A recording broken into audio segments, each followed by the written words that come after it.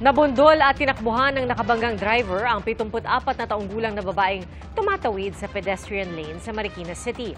At sa Bulacan, ninakawan ng mahigit kalahating milyong piso ang isang senior citizen na magdedeposito sana sa bangko. Saksi, si Marisol Abduraman.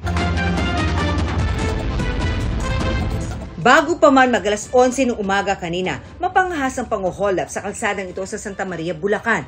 Ang biktima hindi pa nakakalayo sa binabaan niyang sasakyan nang mabilis na hablutin ng suspect ang kanyang bag sabay tutok sa kanya ng baril. Hindi na nakapalag ang biktima na magdedeposito sana sa bangko. 550,000 pesos ang laman ng tinangay na bag.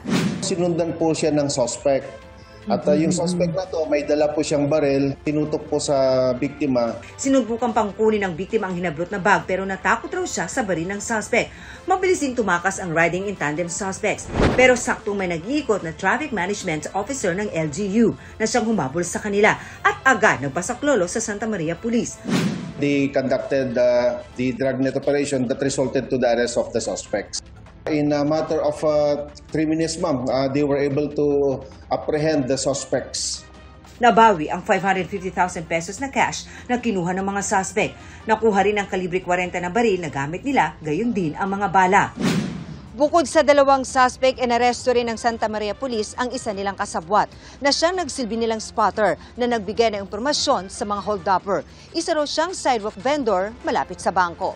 Itong mga victims, ito pong suspect na ito, ma'am, ay kakasuhan po natin ng robbery hold-up and of course illegal possession of firearms. Wala pang pahayag ang mga suspect ng isa umano ay dating pulis. Madaling araw naman ng Sabado sa A. Bonifacio Avenue sa Marikina City. Nabundol ang sasakyan ang babaeng ito na tumatawid sa pedestrian lane. Tumilapon ang 74 na taong gulang na biktima. Pero sa halip na tumigil, dumiretso lang ang nakabanggang sasakyan. Nagtamo ang biktima ng hiwa sa noo at mga sugat sa iba pang bahagi ng katawan.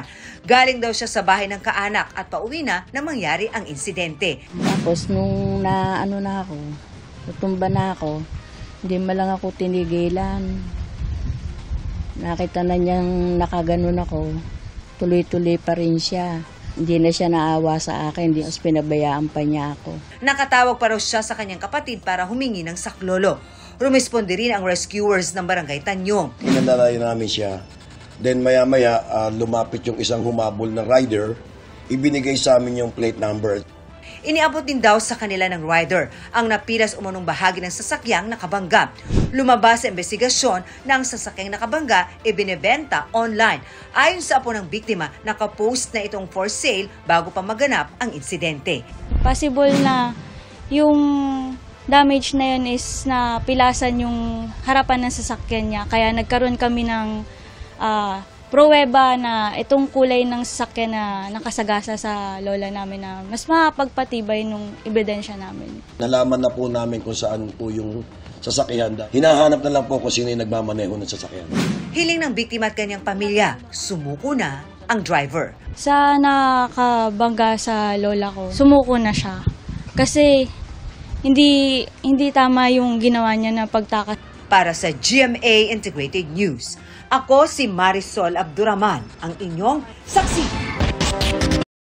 Mga kapuso, maging una sa saksi. Mag-subscribe sa GMA Integrated News sa YouTube para sa iba't ibang balita.